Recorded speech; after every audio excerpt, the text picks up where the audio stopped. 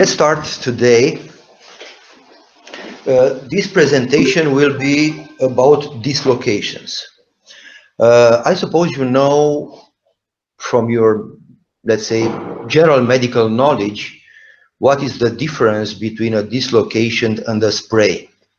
Both of them, dislocations and sprains, are articular trauma. So if fractures were bone trauma, this time we talk about articular or joint trauma.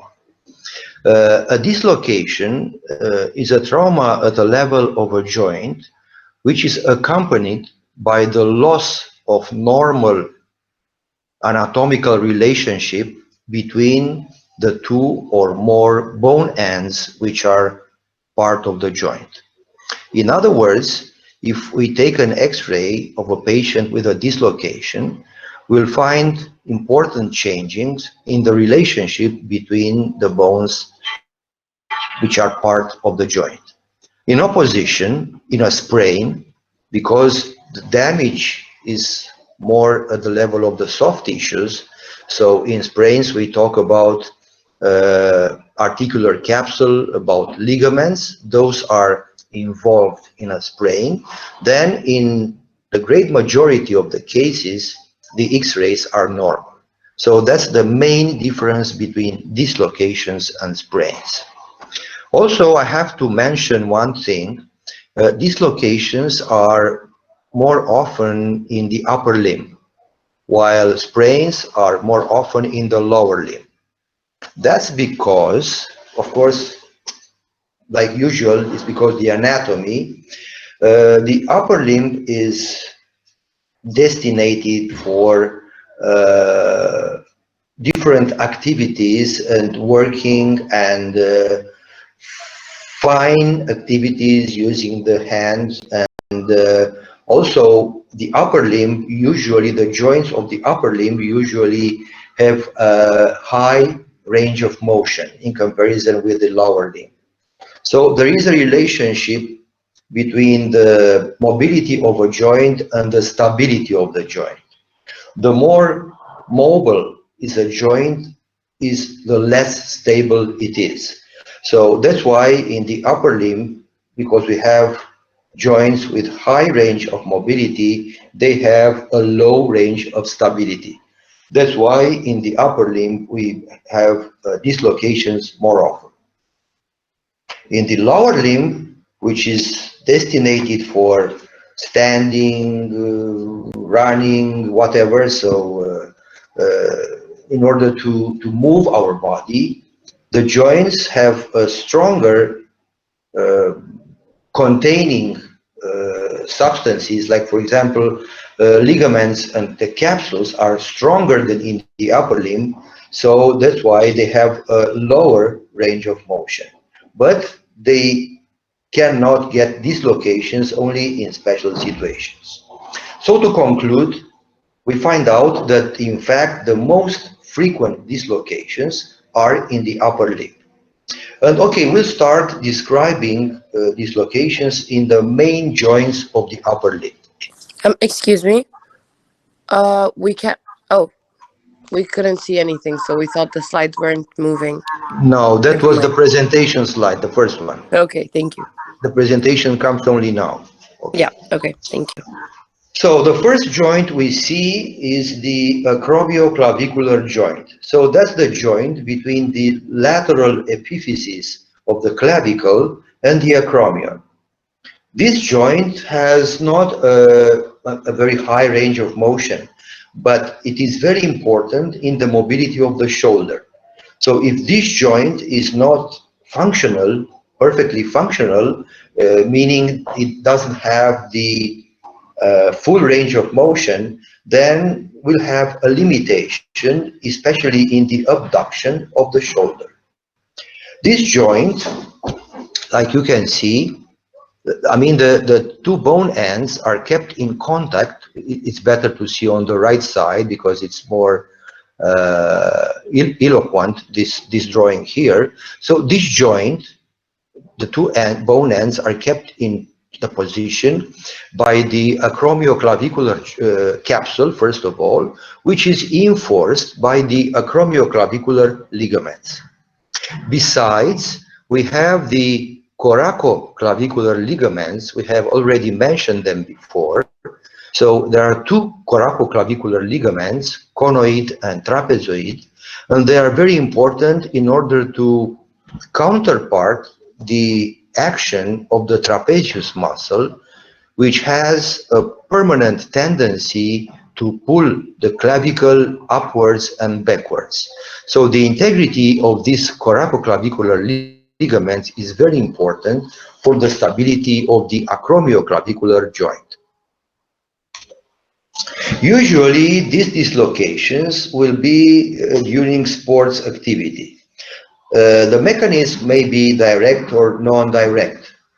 The direct mechanism will be, for example, a fall from the same level on the shoulder. This is the most frequent mechanism. But we can also have a non-direct mechanism which consists in falling on the hand with the elbow in hyperextension, or a fall on the elbow with the elbow in flexion. In this situation, we'll see immediately. So this is the first possibility with the direct mechanism. You see, in the moment of the trauma, we'll have these sharing forces at the level of the acromioclavicular joint. So the acromion will be pushed downwards, and the clavicle will be pulled upwards by the contracture of the trapezius muscle and sternocleidomastoidean. So that means that these sharing forces will lead to the dislocation. And also, the non-direct mechanism with the fall on the hand or elbow, you see here, will have also an axial force which will push the humerus upwards. The humerus will put pressure on the acromion and will have also sharing forces, but in the opposite direction. Doesn't matter the mechanism, the result will be the lesion of the acromioclavicular capsule and ligaments. We have a classification system which is recognized all over the world and probably is the most popular classification system, which was developed by Rockwood. In other words, Rockwood is a very important international textbook of trauma. So Rockwood is a quite well-known author, and like I said, this classification system belongs to him, and classifies the acromioclavicular joint dislocations in 6 types or 6 groups, whatever you want to name them. The first one is in fact not a dislocation, but this can be in fact considered a sprain of the acromioclavicular joint because all the soft tissues are more or less intact. And if you take an X-ray of the patient in this first type, you will not see any changes in the relationship between the clavicle and the acromion. So it's not detectable by X-rays. This is considered, like I said, in fact, a sprain. The second degree, or type 2, in type 2, we'll have, from the anatomopathological point of view, we'll have a complete lesion of the acromioclavicular capsule and acromioclavicular ligament. But the coracoclavicular ligaments are still intact. So in this situation, the clavicle will be ascended, not very much, because the clavicle will still remain in contact with the acromion, but they will be not exactly one in front of another. So we'll detect on the X-ray a small amount of ascending of the clavicle. Then comes type 3, where we have, besides the lesions the lesions described before, we have also the complete lesion of the coracoclavicular ligaments. So in this situation, the clavicle will be pulled upwards and backwards, and it will be no more in front of the acromion. Then comes the type 4, well, when we'll have the same soft tissue lesions, but the peculiarity of this type of dislocation is that the clavicle is not very much ascended, but is pulled posteriorly, pulled posteriorly, so that we, on the X-rays, will find it behind the acromion. Then comes the type 5, well, where the main displacement of the clavicle is upwards. So like you can see here, there is no more contact between the acromion and the clavicle is much displaced upwards. It may be even a distance of 1 or 2 centimeters between the two bones. And finally, we have type 6, which is extremely rare. I can tell you that all along my 35 years of orthopedics, I've met this type of dislocations only once. So it's a very weird dislocation, we can say, because the clavicle will go under the coracoid process. So, like I said, it happens extremely rare. From the clinical point of view, the diagnosis is quite easy. If we examine the patient and we examine the injured side in comparison with the other side, we'll see that the lateral extremity of the clavicle is prominent under the skin.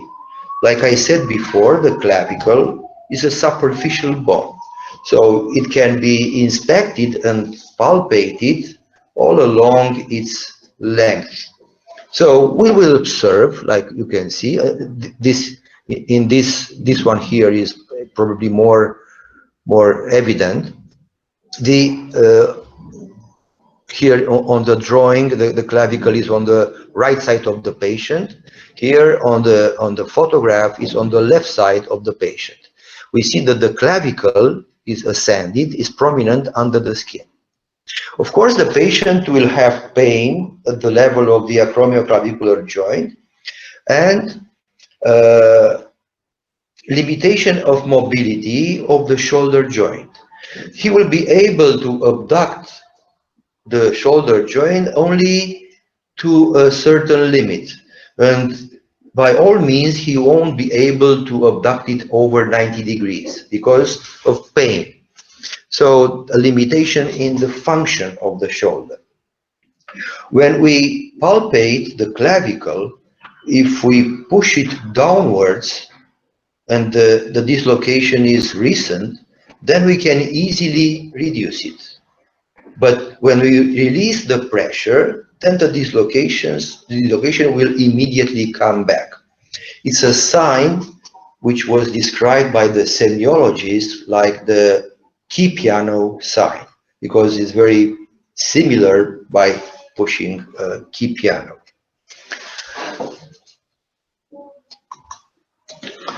For the precise diagnosis, of course, we need an X-ray. We take a front view X-ray or AP, whatever you want to name it. Pay attention that very often the patient comes to the emergency room by sustaining his arm with the other hand. You can see here in this image C. In the image C, you must pay attention that the patient may come in this position by sustaining his elbow, and he doesn't only sustain his elbow, he's also pushing his elbow upwards because that will release his pain. But what is he doing in fact by by being in this position.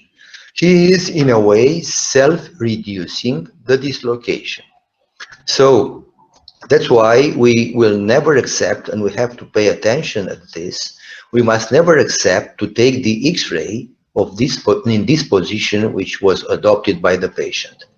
Even more, sometimes we need to hang a weight at the level of the upper limb in order to increase the shearing forces at the level of the acromioclavicular joint. And only in this position we'll take the X-ray, because otherwise, if we take the X-ray in this C position, we may get a wrong diagnosis because the patient will self-reduce the dislocation and will cheat, in fact, at the X-ray examination. Here is an X-ray. Especially look at the upright X-ray. You can see here a distance between the clavicle and the acromion. So according to the classification just presented before, we can say that this is a type 5 dislocation. Well, for dislocation, there is a general rule in terms of treatment. This rule was even stated by the physicians in antiquity, like Hippocrates. I suppose you have heard of Hippocrates. So even from that time, Hippocrates was saying that we must not allow the sunset to come over an unreduced dislocation. Well, using the terms of that time, that means that we must never postpone the reduction of a dislocation for the next day. In other words, the reduction of a dislocation is a first degree emergency in orthopedics. So immediately after the patient came to the emergency room, we have defined the precise diagnosis. Then immediately we must go for the reduction of the dislocation, because otherwise, if we leave it for tomorrow or the day after tomorrow, the soft tissues around the joint will get a contracture, especially the muscles, and that will not allow us to reduce the dislocation anymore. And very often we will be obliged to perform a surgical reduction, which will be, of course, an unwanted situation. So dislocations must be reduced immediately after diagnosis. And here is, in this slide, even the author of the reduction method, Sir Watson Jones, British, yes, of course, was a Sir. So Sir Watson Jones was the physician who imagined the method for reduction of the acromioclavicular joint, which is the principle of this reduction method. He will put pressure, like you can see here. He's doing a tight bandage between the olecranon and the lateral extremity of the clavicle. By doing this, he will push the clavicle downwards and will keep it in this reduced position. Well, that's very logical and sounds a very rational method of reduction. But I have to tell you that it's very inefficient. I mean, even if for the first 24 hours or maybe even for the next day, the reduction will be maintained. After that, because of the respiratory movements of the thorax, then this bandage will get loose and the dislocation will reproduce. So this method is not used very more, almost not at all in our days, because it is considered unsecure. And the method we prefer is the surgical method, because that one will provide a very good maintenance of our reduction. So we reduce the dislocation, and then we have to fix this reduction, temporary fixation of this reduction. It may be done by different surgical methods. Like here, for example, in this image B, we anchor the clavicle to the coracoid process by a wire loop, for example. In the other one, in A, we introduce two K wires through the acromion into the clavicle, another method. Another one may be using a special screw from the clavicle to the coracoid process. So whatever the method of fixation would be, it must be accompanied by the suture of the coracoclavicular ligaments by a non-absorbable material. So in fact, we uh, reconstruct, not reconstruct, but suture this ligament, or let's say the two components of this ligament, because they will be very important for the next maintenance of the clavicle in its position. Because this temporary method of fixation by osteosynthesis will be removed after 6 weeks in order to allow physical rehabilitation and to restart and regain the normal mobility of the acromioclavicular joint. Here are some x-rays. Here is, for example, this method by using 2K wires was imagined by Feminster. It's not mandatory to retain the number of the author, but you should remember that here is an x-ray after surgery with the reduction and maintaining with one of the described surgical methods. Here is that one using the screw from the clavicle to the coracoid process. The main complication of this dislocation is the old dislocation. So, and that happens especially in two situations.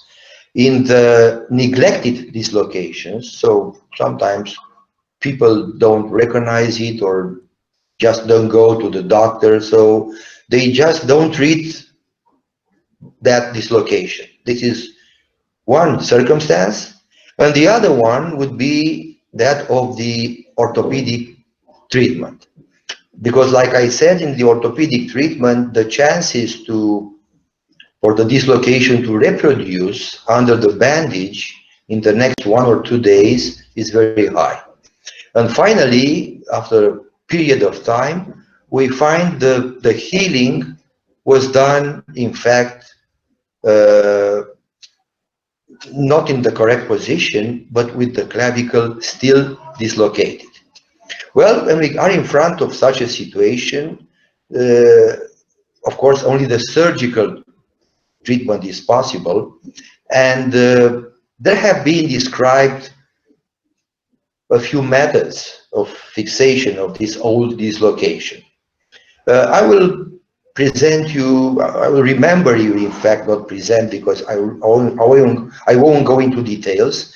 I will present you, I will show you only two methods, probably the most popular. One of them is the method described by Dewar and Barrington. What does this method? I have already mentioned you that on the coracoid process, we have the muscle insertion of the small pectoral, the coracobrachial muscle, and the short head of the biceps. Well, this surgery detaches the tip of the coracoid process together with the attachments of the long head of the biceps and the coracobrachial muscle. And this bone plug, together with the two muscle insertions, is applied on the lateral extremity of the clavicle. So using a screw, she is attached to the lateral extremity of the clavicle. That means that anytime the patient will do the flexion of the arm on the shoulder or the flexion of the forearm on the arm, he will pull down the clavicle by shortening of the coracobiceps muscle. So it's in a way an active method of reduction by a permanent traction at the level of the muscles attached by this surgery to the clavicle. Another method is that one described by Weaver and Dunn, which I consider more anatomically than the first one, and probably is the preferred method of treatment. This method, in fact, reconstructs the coracoclavicular ligaments which were torn. And by the way, when we have an old dislocation, these torn ligaments cannot be sutured anymore because their ends will retract. You may not even be able to find them, so they have almost disappeared. So we don't talk about suturing these ligaments. All we can do about them is to replace them, to reconstruct them. And we can do, in this case, we can do this by using this coracoacromial ligament you can see here. This coracoacromial ligament is in fact a ligament that is between the coracoid process and the acromion. So it's in a way useless ligament because it connects to bone parts of the same bone. So it doesn't keep in place especially something. So we can afford, without any remorsal, to detach it from the acromion and transplant it on the lateral extremity of the clavicle. So in this way, we put it in the place of the coracoclavicular ligaments. Sometimes, because the old dislocation was not reduced, the clavicle will be too long and have no place to be reduced in between the acromion and the sternum, because the acromion in all dislocations gets into a more medial position, and it's impossible to put the clavicle back if it remains with the same length. So very often we are obliged to resect some part of the lateral extremity of the clavicle in order to have enough room to get in between the clavicle and the sternum. So this is maybe the first step of the surgery in order to achieve reduction, and then we do the transposition of the ligament in order to secure this reduction. Of course, after the surgery, we need to immobilize the shoulder of the patient for about 3 to 4 weeks in order to allow our sutures to heal, and then we can start the physical rehabilitation. The next joint of the upper limb that may have dislocations is the shoulder joint. The shoulder joint is a very unstable joint. I have to say you first of all that the most frequent dislocations in our body are at the level of the shoulder joint. And that is explainable first of all by the anatomy of this joint. Let's get back to some anatomy. The bone ends are the humeral head and the glenoid surface of the scapula. The humeral head is disproportionately bigger than the glenoid surface. So it's a mismatch of shape and size, first of all, between the two bone ends. Here is the glenoid surface. You can see it is very small. Around the glenoid surface, we have the so-called labrum glenoidale, which is a fiber cartilage which tries to enlarge the surface of the glenoid surface in order to enlarge the contact between the humeral head and the glenoid surface. But still, even if this labrum glenoidale exists, still the mismatch between the bone ends is important. Besides, the joint has a very weak articular capsule and very weak articular ligaments. So the soft tissues that are keeping this joint in place are very weak. In fact, what keeps the bone ends in place more than the capsule and the ligaments are the muscles. Because around the shoulder joint, we have very thick muscles that surround the joint.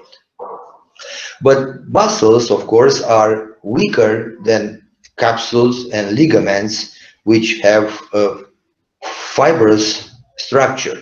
So that's why, from all points of view, bones and soft tissues, the shoulder joint is very, very unstable. Well, the advantage of this instability is the fact the high range of mobility of the shoulder. You know that at the level of the shoulder, we can achieve the circumduction, so the complete rotation of the shoulder in all 360 degrees. But still, this joint will get dislocations very easy. Theoretically, the humeral head may dislocate in any direction around the glenoid surface. So we may have superior dislocations, inferior dislocations, anterior dislocations, and posterior dislocations. And superior and inferior dislocations are extremely, extremely rare. The superior dislocation, the superior dislocation, which is called also luxatio erecta, happens in very, very peculiar circumstances. Like, for example, when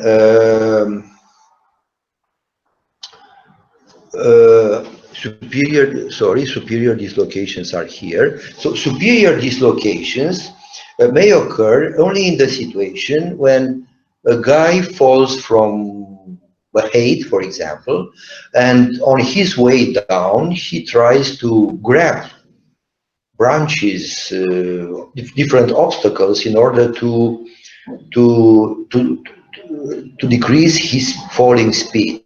So, and when he grabs this thing, then the whole forearm will be pulled upwards, the acromion will be fractured, and then the humeral head will dislocate superiorly to the glenoid surface.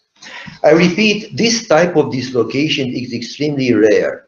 You may have the chance to see one of these once time in your life during your whole profession. Yeah, well, I didn't see any until now, so I still have time. But I want to say all this because you must imagine how rare they are. Then comes the inferior dislocation, which is called, this one is the inferior dislocation, which is called luxatio erecta. This happens also in special circumstances like uh, epilepsy crisis or electroshocks, when the patient will be submitted to very powerful muscle contractions which may dislocate the shoulder, the humeral head in this position.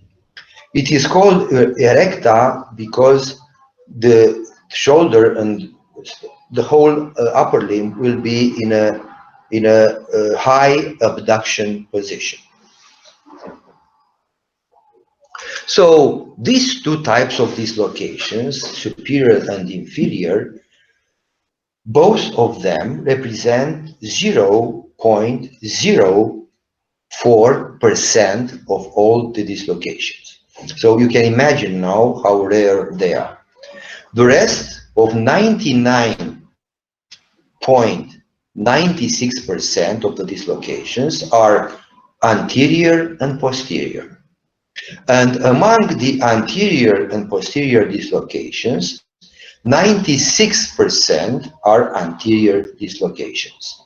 So it's very obvious that the most frequent dislocations are the anterior ones.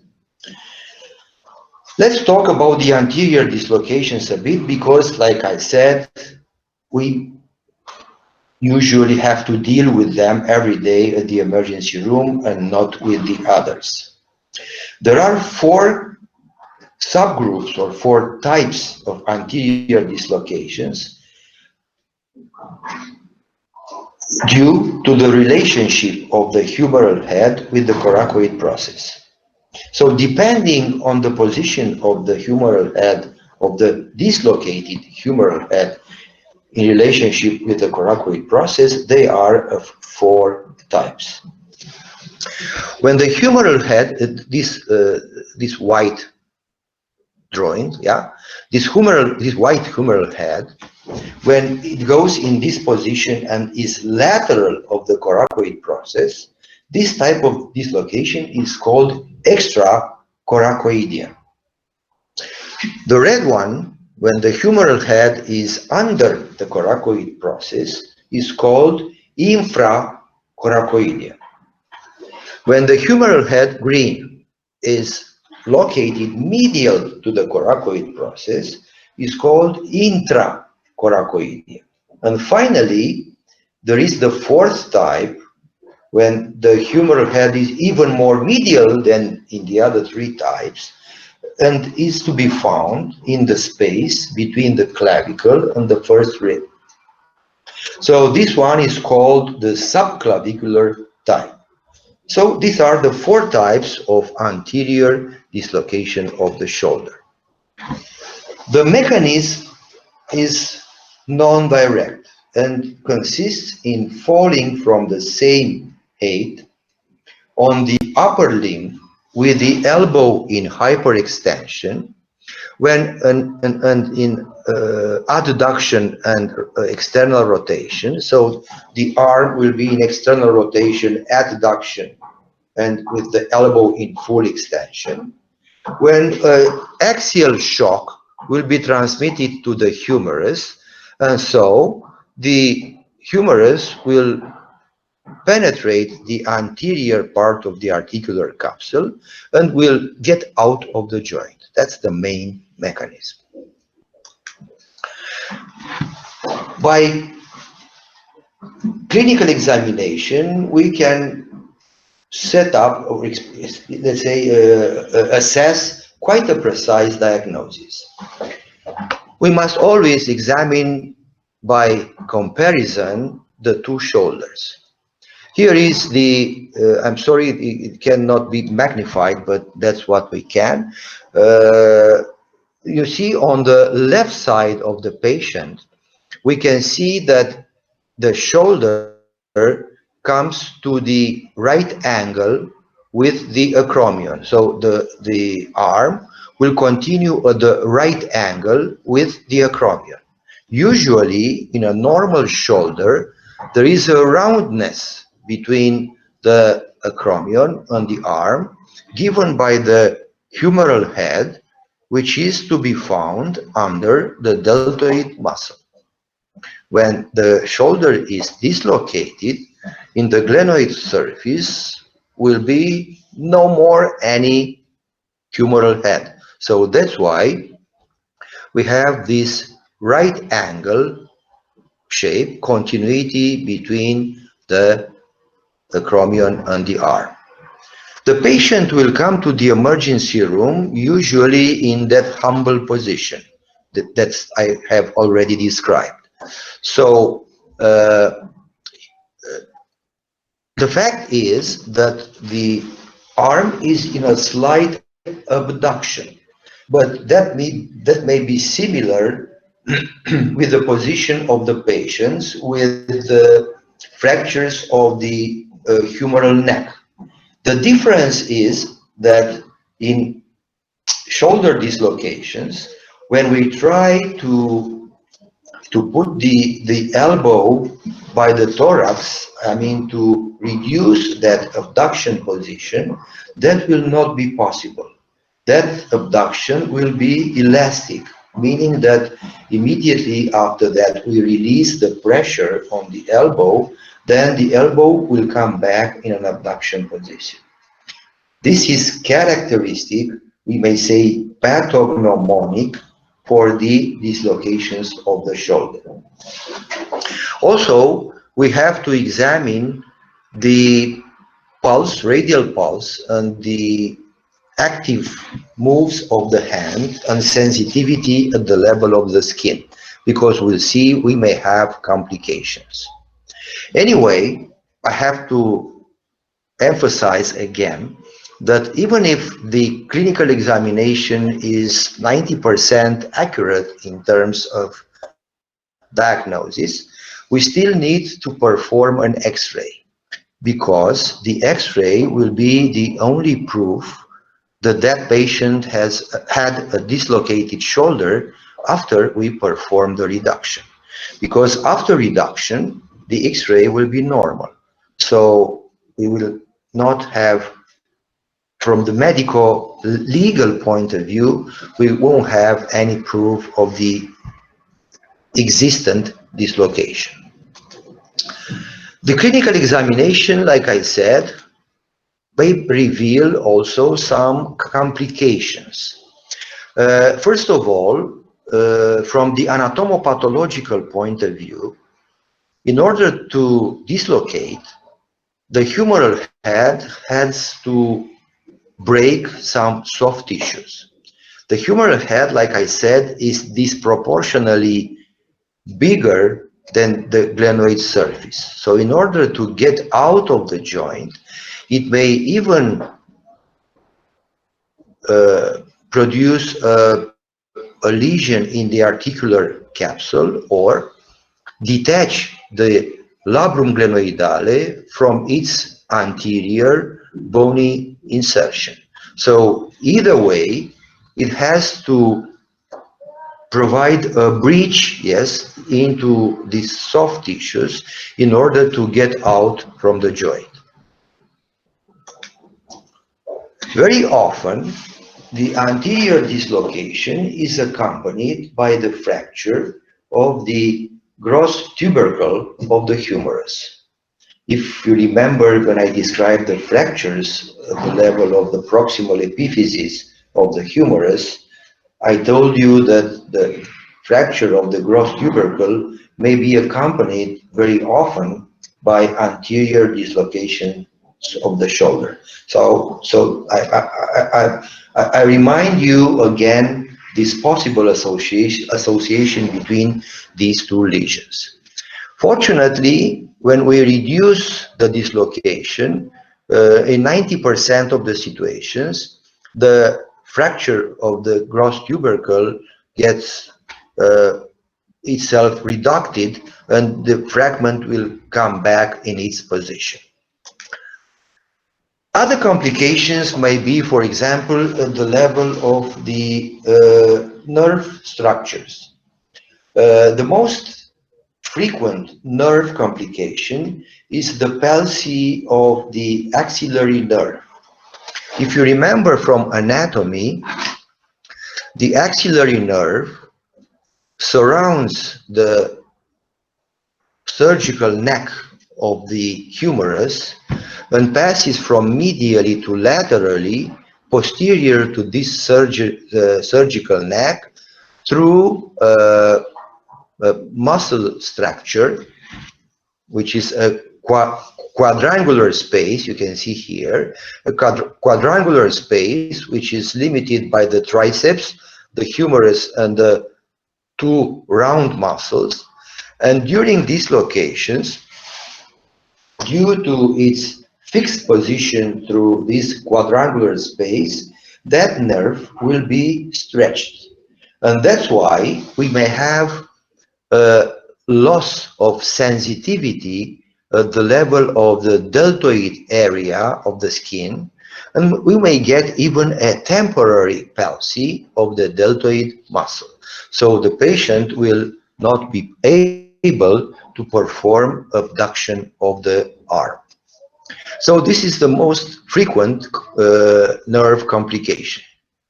Also, due to the fact that the humerus usually dislocates in the axillary space, it may compress the vessels, the axillary vessels, like you can see here. That's why it's very important to inspect, to palpate, in fact, the radial pulse at the level of that uh, superior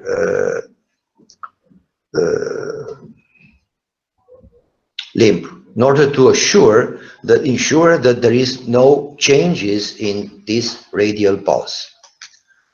This is the complication I have already told about, and also we may have fractures at the level of the rim of the glenoid surface, especially at the level of the anterior rim of the glenoid surface. I have already mentioned this type of fractures when we discussed about fractures of the scapula. And these fractures, if they occur, they will damage the uh, the function, in fact, the anatomy of the glenoid surface, and will lead to even more unstable shoulder joints. So if they occur, they must be operated, like I told you before, in fractures. Also, we may have, but very rare, isolated fractures of the lesser tubercle, but this, I already told you, in fracture that is very, very rare. And a feared complication will be the association between dislocation and fracture of the surgical neck of the humerus. That is feared because due to this fracture, there is no way you can manipulate the upper limb in order to reduce the dislocation.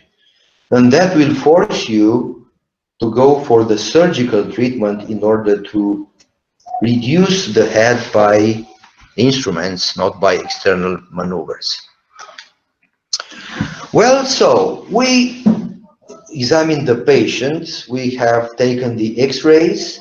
So the x-rays, in fact, you could see they are important not only for the medical legal point of view, but they are important also to detect eventually associated fractures, because otherwise they cannot be detected, and sometimes these fractures may change the treatment indication. But anyway, let's suppose that we have an anterior dislocation at the emergency room, which is not complicated by other soft tissues or bone fractures. And what do we do?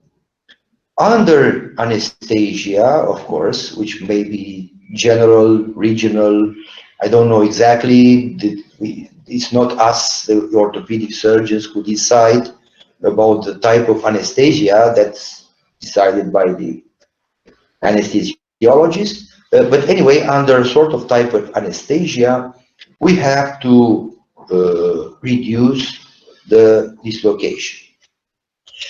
Well, there are several methods of reduction for shoulder dislocations, which I will not present now, because right after we finish our lecture, probably at about 11 or 11:30 o'clock, one of our assistants will present you in details all the methods of reduction for dislocations at the level of the upper limb and lower limb. So I don't have to tell you these things now, because they will be told over 1 hour and a half. Anyway, after reducing the dislocation, we need to immobilize the shoulder for about 3 weeks. Usually, I mean, the most often, we prefer this soft bandage, which is called the Dessau bandage. I think it was presented or it will be presented also by our assistants during their demonstrations. This is a soft bandage which immobilizes the shoulder and the elbow, and is usually indicated for the arm and the shoulder joint. So we immobilize the shoulder in this type of bandage, or in our days there are all kind of splints, yeah, that you can use, which are maybe more comfortable for the patient than this bandage. The immobilization of the shoulder for 3 weeks is mandatory in order to try, I say try, yes, to heal the soft tissues that were broken during the dislocation. I told you that mainly we talk about the articular capsule of the shoulder joint, or the attachment of the labrum glenoidale on the anterior rim of the glenoid surface. By putting the shoulder at rest, so by immobilizing the shoulder, we may hope that these lesions will heal. I say we may hope because in many situations they don't. And because they don't, will be in front of the most frequent complication of this dislocation, which is called the recurrent dislocation of the shoulder. Here is another type of bandage. So we may have all types of bandages or teases that may immobilize the shoulder after dislocation. Like I said, there is a high percentage of these dislocations that don't heal properly. I mean, the soft tissues don't heal and come back to the same strength like they were before the trauma episode. Meaning that the patient will get other dislocations more often and at a, let's say, lower force of trauma. So there are patients that have had about 10 or 15 dislocation episodes that they may even get a dislocation now only by trying to grab a thing from his pocket, or even trying to forcibly open a door or something like that. So at a very, very small trauma, they may get a dislocation because all their containing soft tissues around the joint are compromised. And unfortunately, this recurrent dislocation is more often in professional athletes because they are young people, and the younger is the age when the patient gets the first dislocation, the higher is the probability to get a recurrent dislocation. So in sports people, like for example, let's say we talk about a rugby player, yeah, when he pushes there, during his game, exactly in that moment, if he gets a recurrent dislocation, that will be very unpleasant for his profession, sporting profession. Or besides, when so many dislocations will occur, then that will lead to a very tough contact between the humeral head and the anterior rim of the glenoid surface, which will be eroded, flattened, and then so the containance of the glenoid surface will be even lower. So we may get even anatomical changes in the bones after so many episodes of dislocation. So either way, the fact is that this type of dislocation must be operated.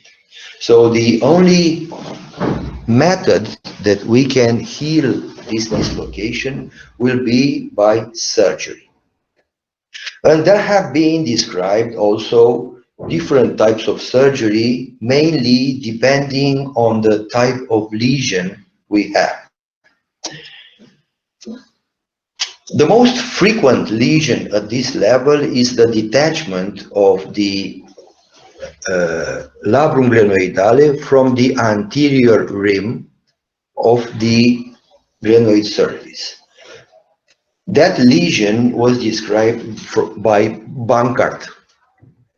It's written here, yes? So this lesion even has his name, is called the Bankart lesion. And for Bankart lesion, also Bankart imagined a surgical method, which is called also Bankart surgical method. Well, mainly it consists in the reattachment of the labrum glenoidale of the labrum glenoidale to the anterior rim, the bony anterior rim of the glenoid surface by using non-absorbable sutures. Well, this picture here is a quite old one, and I chose it because it's more explicit than the others that are following the actual technique that is used.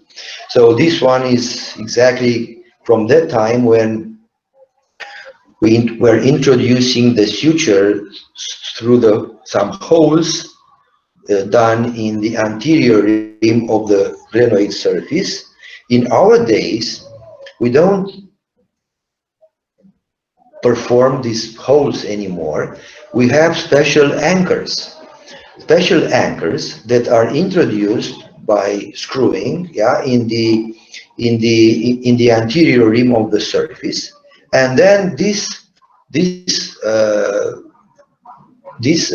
anchors have attached to them some non-absorbable sutures, which are then introduced in the labrum glenoidale and then tied up with knots, of course, to the anterior rim of the glenoid surface. So this is done by using these anchors in our days, and what is maybe more important, this thing is done by arthroscopy. So there is no need to uh,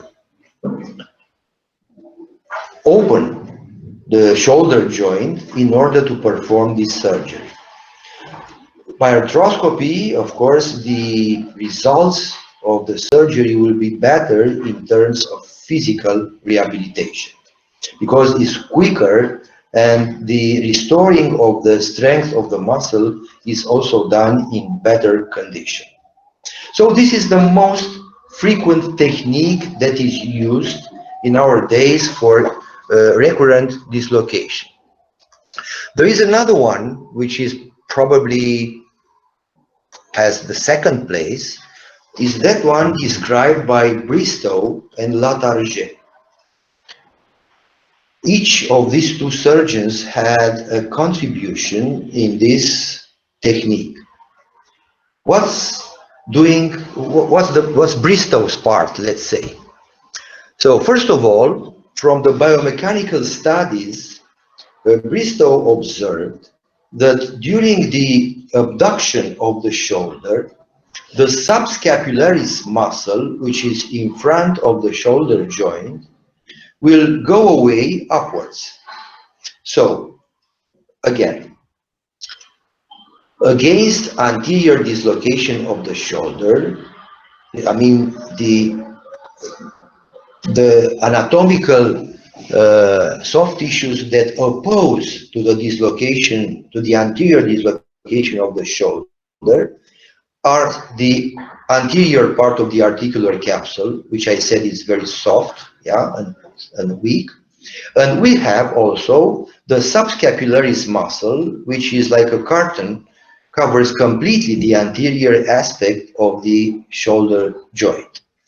But Bristow observed, and not only him, but also others, anatomists, that when the shoulder is put in an over 90 degrees abduction position, the subscapularis muscle will follow its insertion at the level of the humerus and will go in an upper position and will leave the anterior part of the shoulder joint uncovered.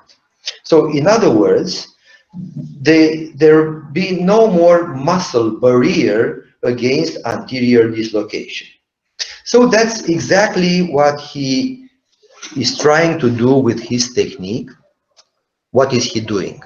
He is detaching the tip of the coracoid process together with the two muscles mentioned before, the coracobiceps, and puts it on the anterior aspect of the glenoid surface, but through an incision in the subscapularis tendon. Here is the tendon of the subscapularis muscle. He does this incision and introduces this bone plug through this incision. That the result of this thing, from his point of view, is that the subscapularis muscle will not ascend anymore, because it is fixed in this position, will not ascend anymore during abduction position of the shoulder. So this is his contribution to this technique. The idea of applying this bone plug exactly on the antero-inferior aspect of the glenoid surface belongs to Latarjet, because by doing this, he is trying to augment, to increase the surface of the glenoid surface in order to enlarge it and to make it more stable in containing the humeral head. So this combined technique must be also followed by 3 weeks time of immobilization in a Dessau bandage, maybe the same thing. Time considered enough for healing our soft tissues sutures, and then we'll start the physical rehabilitation of the shoulder. Here is an X-ray after this technique, when we see this bone plug, the tip of a coracoid process, which was attached with this screw to the lateral angle of the scapula, meaning the glenoid surface. So post-operative X-ray. Also, sometimes we may need to shorten the subscapularis muscle in order to increase his muscle tonus. You know, if the subscapularis muscles, which is, like I said, a barrier on the anterior aspect of the shoulder, is relaxed, then it won't be any barrier against dislocation. And if this is detected, then we need to shorten this muscle, like doing an overlapping suture, like you can see here, in order to increase his strength and be really a barrier at the anterior aspect of the joint. Well, there is no need to retain this. The name of the surgery was Putty Platt, because it's also a combination between two surgeons, Putty and Platt. But there is not mandatory to remember this. It's only a shortening technique of the subscapularis muscle. Okay, let's go to the next joint, which is the elbow joint. Well, the elbow joint is, from the anatomical point of view, very stable. So all the All the defects that we found in the shoulder joint are not present in the elbow joint. The elbow joint, first of all, from the bone point of view, the elbow joint is between the trochlea of the humerus and the sigmoid surface of the olecranon. They are very congruent one to another, say, so they match one to another. So there is no bone mismatching. Besides, we have two collateral ligaments, medial collateral ligament and the lateral collateral ligament, which are very strong. Still, the elbow may dislocate. The elbow is a joint with 1 degree of one plane mobility. It has only flexion and extension. Here, it's very important, I already have mentioned to you, you see here the passing of the ulnar nerve, yes, just behind the medial epicondyle. Here we may have posterior dislocations, meaning that the olecranon, together with the radial head, so together, they will dislocate posterior to the distal epiphysis of the humerus. And here you have such an X-ray of such a dislocation. They may be posterolateral dislocations if these two bones will get posterior and lateral to the humerus, or posteromedial dislocations if these two bones go posterior and medial to this dislocation, to the humerus. Here is the aspect from the clinical point of view, swelling and deformation, you see, of the elbow. Here is an X-ray. You can see that the two bones are no more in the anatomical or articular contact. You remember the bone landmarks I have already described. I won't insist on them. You have this triangle and this line in between the 3 points, medial epicondyle, tip of the olecranon, lateral epicondyle, in complete extension or inflection of 90 degrees, of low value in diagnosis, because when the elbow is swelled, that will be quite difficult to detect these bone landmarks and to measure them. Anyway, the X-ray will be the most important exam that will put our diagnosis.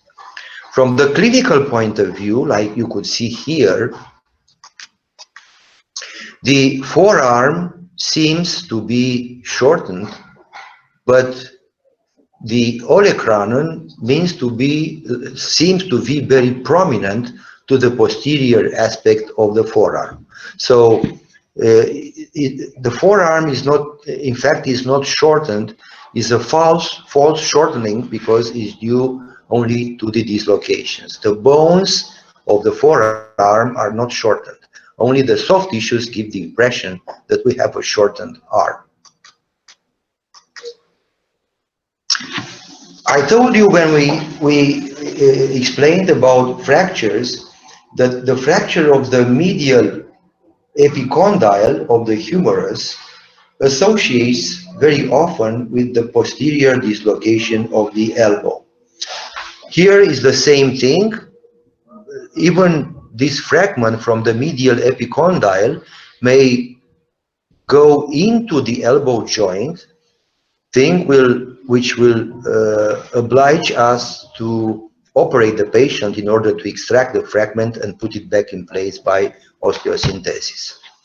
Other fracture that may accompany the elbow dislocation may be the fracture of the coronoid process. Here we have the X-ray.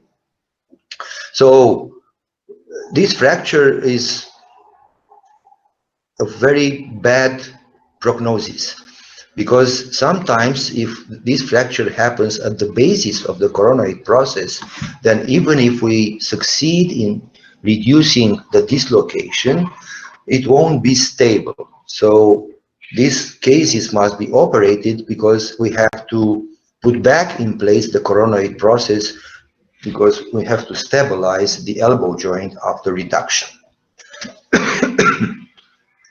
We may get also vascular complications like the brachial artery or nerve complications, especially the ulnar nerve. You can see it here.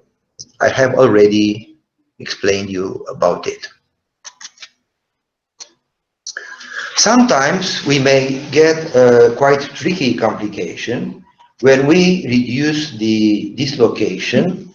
The median nerve, which, like you know, is located on the anterior aspect of the elbow, may be entrapped inside the joint, and we may get a palsy, an immediate palsy of this nerve, which may be at first sight unexplainable, but that's why we have to be aware about this possible complication. After X-ray examination, we have to go for the reduction of the dislocation. Well, again, these methods will be explained by one of our assistants, so I won't insist about it. After the reduction of the dislocation under anesthesia, we also need to immobilize the joint in order to allow for the soft tissues to heal. Usually, we put the elbow in a splint for about 3 weeks. But pay attention, the elbow is a joint which is very susceptible to stiffness. So if the elbow joint will be immobilized more than 3 weeks, it will always, we will always have problems at the physical rehabilitation and maybe not to get the full range of motion it had before. So even in order to prevent this complication, after elbow dislocations, we prefer to immobilize it only for 2 weeks in order to to prevent this possible stiffness. And the second complication that I already mentioned before when we described the fractures is the periarticular ossifications. You can see here in X-ray, in this X-ray, surrounding ossifications around the distal epiphysis of the humerus. And I have already explained to you that the physiopathological mechanism is not sufficiently known, but anyway, it happens that some hemorrhagical points will occur in the soft tissues around the joint when the physical therapist will start to mobilize the elbow if he does it too forcingly, and that hemorrhagical points will initiate ossifications which will grow. Like I said, the whole mechanism is not completely known, but the result is very unfavorable because it will block the motion into the elbow joints that will lead to a important physical disability of the patient. Also, at the level of the elbow, we may have a rare form of dislocation, which is called a divergent dislocation. This time, the olecranon and the radial head will not dislocate together to the humerus. All the 3 bone components will dislocate separately one to each other because the humerus will penetrate like a peg in between the radius and the ulna by producing lesions at the level of the osseous membrane, or to the inner round ligament of the radial head. So the soft tissues will be in between the ulna and the radius will be torn in order to allow the humerus to go in between these two bones. Sometimes this dislocation may be accompanied by a fracture, like we can see here in X-ray. In this X-ray, we have here a fracture of the ulna that made possible this dislocation.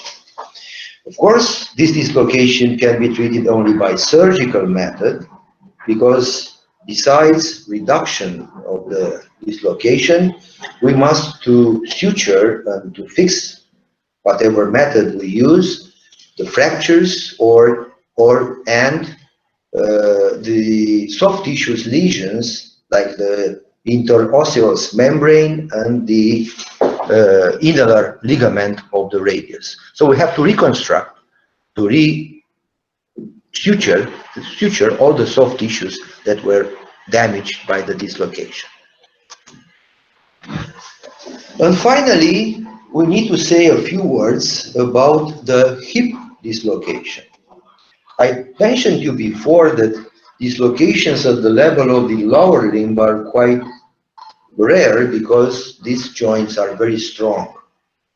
That's right, they are very strong. Here is a hip. You see, this hip is a really strong joint. First of all, the bone parts are very congruent one to another. So the femoral head is contained almost 2/3 of it into the acetabulum, so a very good bone containing. And besides, we have a strong articular capsule enforced by very strong ligaments. So these ligaments are very well observable at the surface of the articular capsule, and they are extremely strong. So in other words, this joint is very strong, but still it may get dislocations. Like any other round joint, like the humerus, for example, even here in the hip, we may get dislocations in all the 4 directions. And here is a drawing of the possible dislocations.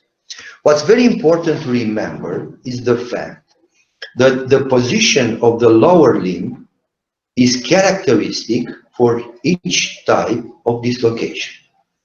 And let's mention them all 4. The most frequent hip dislocation is the posterior-superior dislocation, which is called also iliac dislocation, because the femoral head will be in contact with the ilium. Ilium, you know, is one part of the coxal bone. So that's why they are called iliac dislocation. In this position, the lower limb is in extension, adduction, and internal rotation. Here is the position of the lower limb, the same like in this drawing here. Then we may have posterior-inferior dislocations, which are called ischiatic dislocations because the femoral head is in contact with the ischion. Ischion being also part of the coxal bone. This time, the hip will be in adduction, internal rotation, and flexion. Here is the aspect. Then we may have antero-superior dislocation, which is called also pubic dislocation, because the femoral head is in contact with the pubic bone. In this situation, the lower limb will be in abduction, external rotation, and extension, like you can see here. And finally, we may have the antero-inferior dislocation, which is called the obturator dislocation, because the femoral head is in contact with the obturator membrane. This time the lower limb is in abduction, external rotation, and flexion. So theoretically, each type of dislocation has a specific position of the lower limb. So by physical examination, we may be able to detect what type of dislocation we have.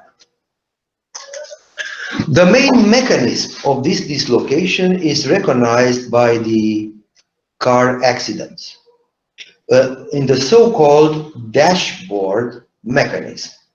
When a person sits in the car and by having a frontal hit of the car, the knee of the passenger will hit the dashboard of the car. In this situation, an axial force will be transmitted to the femur and to the femoral head, which will push the femoral head posteriorly. If the shoulder, if the hip is in an adduction position, like we can see here, in a cross-leg position, yeah, the person was sitting in a cross-leg position. In this position, the hip is in an adduction position, and this is the position that favors this posterior dislocation, because it favors the jumping of the femoral head over the posterior rim of the acetabulum. But usually the person is in a normal position, and this time this dislocation is associated with fractures. With a C, fractures at both levels of the bone involved in this dislocation. So we may have this one, this X-ray is an X-ray of a simple posterior-superior dislocation with no bone lesions. It's a so-called, we call sometimes pure dislocation. So we can see the femoral head posterior and superior to the acetabulum. But usually, and unfortunately, in the most number of cases, we may get a fracture of the posterior wall of the acetabulum, like we can see here, or a fracture of the femoral head. So a fragment from the femoral head may be fractured and become a loose body inside the hip joint. Also, because any time when the femoral head dislocates posteriorly, then it will push the sciatic nerve. You can see here it will impinge over the sciatic nerve.